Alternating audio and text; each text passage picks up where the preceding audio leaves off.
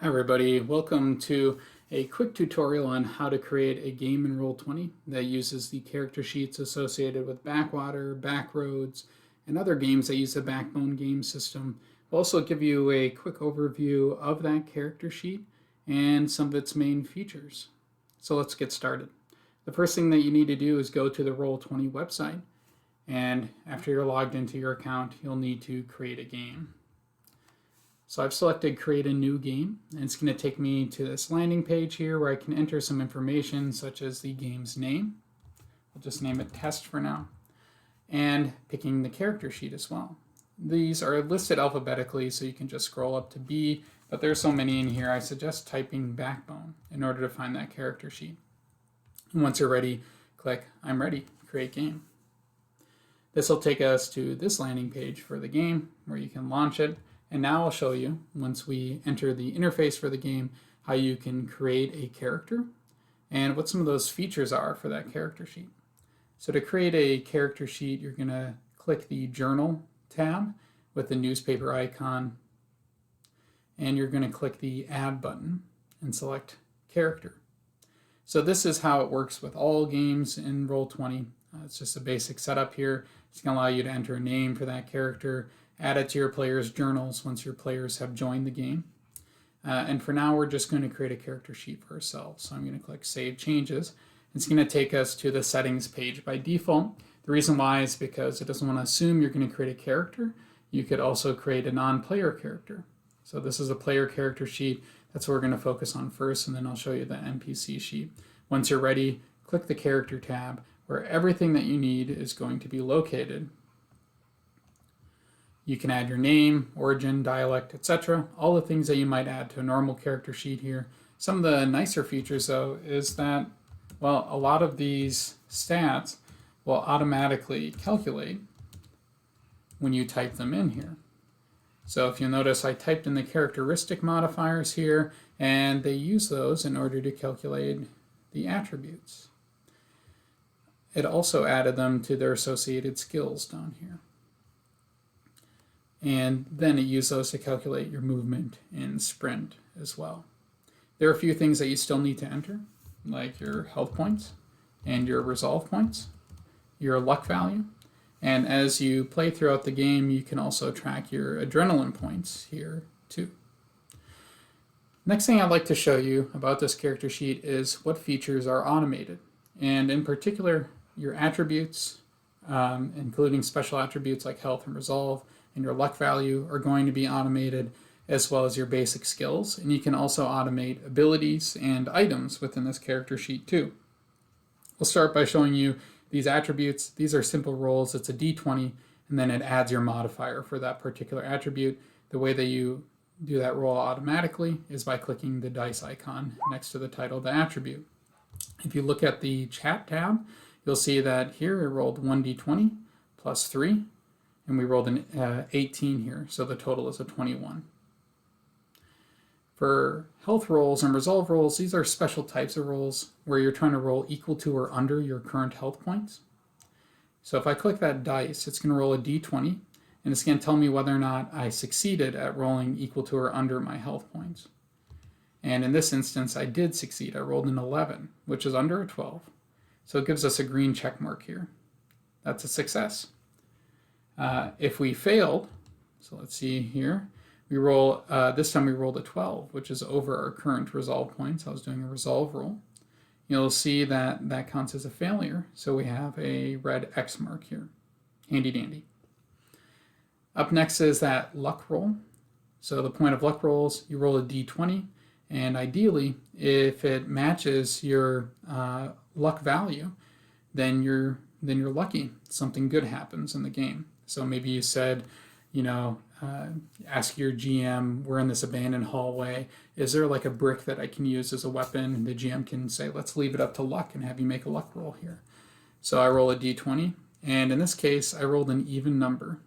So it's actually a failure. You'll see here, I roll an odd number. Funny that I roll these criticals here. And an odd number, which matches my luck value, is a success. Skill rolls are also automated. They are going to take your proficiency level. So let's say our proficiency was +2. You can click until you get up to that +2 bubble, and it's going to add your characteristic modifier to a d20. So those two numbers there. So if we roll next to assess, and roll a d20 +2 -1. And we rolled another nat 20. This is wild today. And we added 2, and we subtracted 1, and we ended up with 21. You can also click this checkbox next to it, which indicates mastery. And if we rolled a natural 19 there, that would also count as a critical success for you. That's all automated for you. Cool things that you can do, you can add modifiers, which are in a sticky bar at the top of your character sheet at all times, including a best of 2 modifier, which takes the best roll out of 2 rolls, a worst of 2 modifier, which takes a worst roll out of 2 rolls, and also the take time modifier, which is special for the Backbone game system. If you take more than 5 minutes, you can double your proficiency on one of your rolls. So with this take time roll, we should actually be getting +4 and then -1 to a d20, which we did. This is wild, another d20 here. That's 20 +4 -1. Other things that you might want to know about these basic skills on this character sheet is that you can also add specialty skills. So these are skills, either custom skills that maybe the game master created or built into the game system, lore skills, craft skills, language skills, and you can add those details and select the modifier associated with them. So lore nature is associated with logic. If we click that and rolled it, we broke my critical streak here, but you'll see that it automatically calculates that for you, and still got that take time modifier on. So those are skills which are automated. I'll show you some other things that can be automated on the character sheet here too, but first I'd like to show you how conditions work in this game. This is a handy little tool at the top of your screen at all times. There's a bandage icon. When you click it, it'll show you all the conditions in the game. If you hover over one, it'll describe that condition and its effects for you. And, well, when you click it and then you minimize that box, it's going to be sticking to the top of your screen for you. There's also a way to track how many rounds you have left where you still have that condition. So it's useful. And when you no longer want it up there, you can just click it and it'll disappear. So those are the conditions. Other things that you can do is add and equip gear, weapons, and armor. So here, let's create a test item under stored gear for now. Let's name it, say that it's just a normal type of gear. Name of the item, we'll just say it's a test, and it's got 5 uses out of 5 uses left. You can select the skill it's associated with, whether or not it uses an item slot, and also its size if you'd like to track that, and any details that you want to. Great. So say I wanted to equip this item, I'm going to click that checkbox and it'll move it under equip gear for me, which is pretty nice. And now you'll notice that it shows I have 5 item slots right now, and that one of them is being taken up. If I unclick it, it'll move it back to stored gear. We can also do this if it were in a piece of armor. So let's call it test armor number 1. And when we equip it, it'll disappear from stored gear. And it actually goes up to where all your armor information is. And you can expand that information, you can shrink it, and if you added an armor score with it, which we should have done right here, and then equipped it, you'll notice that it'll update that armor score to a 2 over here, which is really nice. Let's unequip it by clicking that unequip button, and it moves it back down to stored gear for us. And last thing I'll show you is a test weapon here. Let's name or identify this as a weapon. You'll notice that there are a whole bunch of things that you can automate here and track, including wear tokens. For now, let's just show you how it works when we equip it, and it pops it over here. And you'll be able to roll that weapon by clicking the dice. Great. So that's how weapons work here, and it's really helpful because it will track equipped items for you. You'll notice that, well, you can have up to 3 equipped weapons for free, and because of that, it doesn't count toward your item slots. So those types of things are being tracked for you automatically based on the rules of our game system. In addition to creating your own items and automating those, you can also create your own abilities. and you can associate those abilities with a skill and add your description, and those will show up when you roll them. You can add traits, which are something created during character creation, and those are really mostly just a name and then details underneath. But if they have an ability associated with them, you can create them under abilities. And then finally, you get a whole bunch of space here if you'd like to add your backstory.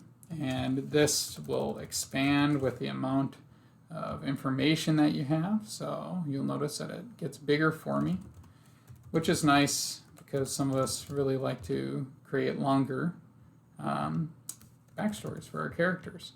So those boxes will expand with the size of the information that we put in there. Okay, the last thing I'm going to show you, well, this is all information for a player character, but what if we wanted to do a non-player character? In that instance, when we created our new character, we would have selected NPC as that character type. And then we would have clicked that NPC tab. You'll notice that this looks a little bit different. It's not that large fancy sheet anymore. This is an abbreviated form of it for NPCs. These could be townsfolk and humans, or they could be monsters. What I want to show you here is that it has the basic information that you need. It has the full list of skills.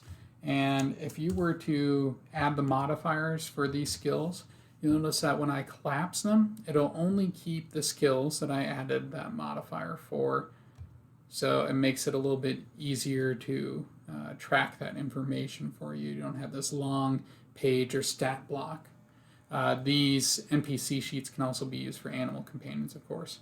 You notice that my test weapon is up there. You can also create the abilities. You can add those here as well.